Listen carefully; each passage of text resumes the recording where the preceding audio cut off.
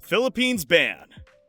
In 1981, the Philippines became one of the only countries in history to outlaw video games nationwide. On November 19th, President Ferdinand Marcos issued a decree declaring that video machines were socially destructive, sweeping up arcade cabinets and home gaming devices alike. Owners were given just 2 weeks to surrender or destroy their machines, and police raids soon followed. Shops were emptied, cabinets were hauled away, and resistance risked punishment under Marcos' authoritarian rule. The official justification was moral panic. Games like Space Invaders and Asteroids were accused of corrupting youth and fueling delinquency, while parents were warned that flashing screens were stealing children's futures. State propaganda hammered the message, painting video games as a threat to society. But beneath the rhetoric, many suspected something else was at work. Marcos had only recently lifted martial law, and his regime still leaned on censorship and social control. By banning games, he could keep a restless population distracted and restricted. The decree didn't survive his downfall. After Marcos was ousted in 1986, arcades and imported consoles quietly returned, first through gray markets and then legally in the 1990s.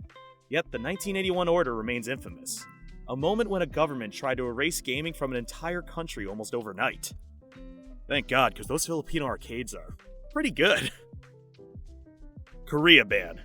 For decades, South Korea lived in a strange reality. You could walk into a shop and buy a Sega or Nintendo console on the black market. But officially, they didn't exist. After World War II and the Korean War, tensions with Japan ran so deep that the government blocked nearly all Japanese cultural imports.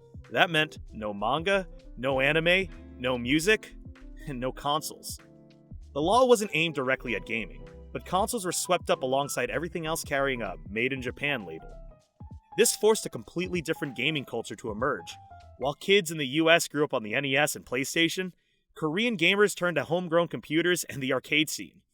By the mid-1990s, PC cafes, known as PC bongs, took over, shaping South Korea's world-class esports culture. Ironically, the absence of consoles may have fueled the country's dominance in PC gaming today. The ban only began to soften in 1998, when the government allowed limited Japanese media as relations thawed. By 2002, the PlayStation 2 officially launched in South Korea, years after it had already become a worldwide phenomenon. Even then, the console scene remained smaller compared to the thriving PC market. The long ban had done its job. It didn't erase gaming, but it permanently changed the way South Korea played. China freeze. In June 2000, China made a move that stunned the gaming world. It banned the manufacture, sale, and import of video game consoles. The reasoning? Officials claimed games were harmful to the physical and mental development of young people. I have been told that video games rot your brain. Overnight, the PlayStation 2, Dreamcast, and Nintendo 64, systems that defined an entire generation elsewhere, were forbidden on store shelves in China. Enforcement was inconsistent. Wealthy families could still get consoles through Hong Kong or black markets, but prices skyrocketed. A PlayStation might cost double or triple its US price. Meanwhile, cheap educational devices and knockoff clones filled the gap, keeping demand alive while avoiding the ban. At the same time, Chinese gamers gravitated towards PCs, which weren't restricted, and the country's internet cafe culture exploded. Titles like Counter-Strike and World of Warcraft became the default for millions of players. The freeze lasted over a decade. In 2014, the government cautiously opened the door, allowing consoles if they were manufactured in Shanghai's free trade zone. By 2015, the ban was officially lifted nationwide, and PlayStation, Xbox, and Nintendo were finally back in the market. But the long freeze left a permanent mark. China became a mobile and PC gaming powerhouse, with consoles struggling to catch up even today. Fun fact, on some Chinese computers they actually installed a version of King of Fighters 98. Greece ban. In 2002, Greece passed one of the most bizarre gaming laws ever written, known as Law 3037. It was designed to crack down on illegal gambling machines that were flooding internet cafes and arcades. But instead of targeting only gambling, the law outright banned all electronic games in public places. That meant slot machines and poker tables were outlawed. But so were consoles, PC games, and even simple titles like online chess or solitaire. Police began raiding internet cafes, arresting owners and confiscating equipment. Players caught running harmless games faced legal trouble, creating a chilling effect across the country. International headlines mocked the move, calling it the video game ban of Greece. Tourists were stunned to find even handheld devices like Game Boys technically illegal in public. The gaming community pushed back, arguing the law was absurdly overbroad and impossible to enforce fairly. Eventually, courts began striking down cases as unconstitutional, and pressure grew on the government to revise the law. Though it remained on the books for years, it became less aggressively enforced until its formal repeal in 2011. Looking back, Greece's blanket ban has become a case study in overreaction, proof of how a poorly written law can actually criminalize an entire hobby. Hey, if you're enjoying the video so far, drop a like and make sure you subscribe. Brazil imports.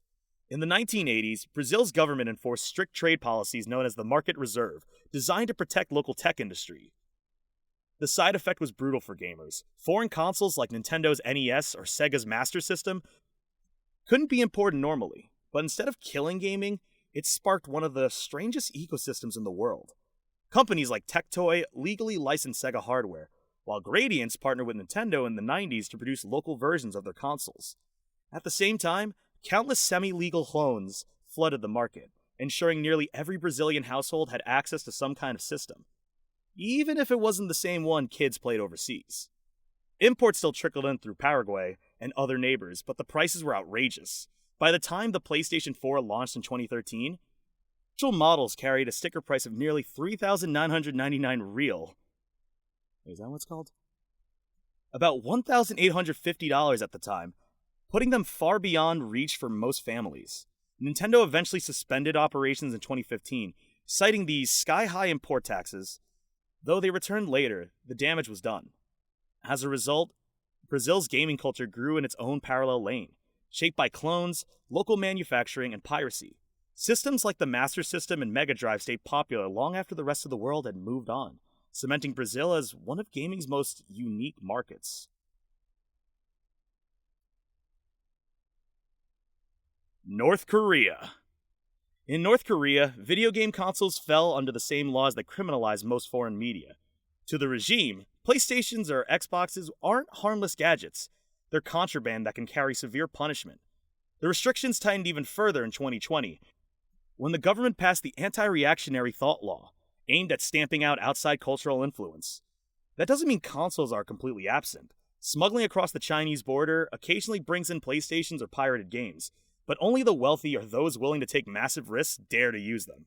For an ordinary citizen, loading up FIFA or Call of Duty isn't just frowned upon, it's potentially life-changing if discovered by the authorities.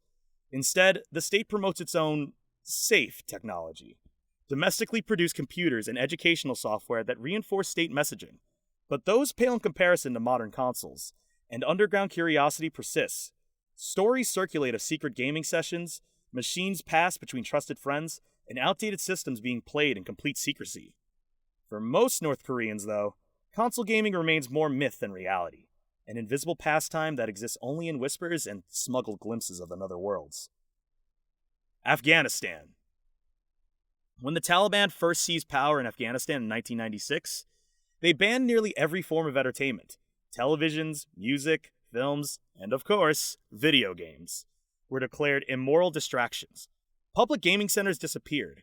Consoles were confiscated, and young people were cut off from a pastime the rest of the world was just beginning to embrace. For 5 years, until the Taliban were removed in 2001, console gaming existed only in secret, hidden behind closed doors. After 2001, things changed. Internet cafes and small gaming shops opened across Afghan cities, offering PlayStations and Xboxes to a generation that had grown up without them. For many kids, these cafes became the center of social life. But when the Taliban regained control in 2021, the crackdown returned. Regional decrees targeted gaming halls, calling them corrupting influences or a waste of time. In 2023, authorities in Herat announced bans on gaming centers across restrictions on music and films, echoing the old policies of the 1990s. Consoles themselves aren't as visible a target as before, but public spaces built around them have once again been forced underground. Families still quietly own PlayStations and Xbox, but organized gaming in cafes, the heart of Afghan console culture, has been repeatedly banned under Taliban rule. PS2 controls. When Sony launched the PlayStation 2 in March 2000, it wasn't just hyped as a gaming console. It was seen as a piece of cutting edge technology. The system's DVD drive and powerful Emotion Engine chip gave it capabilities far beyond the typical living room machine. In fact, the graphics hardware were advanced enough that Japan's Ministry of International Trade and Industry put it under export control laws normally reserved for military tech. Officials worry that the PS2's ability to process complex 3D images and handle encrypted data could be repurposed for missile guidance or military simulations.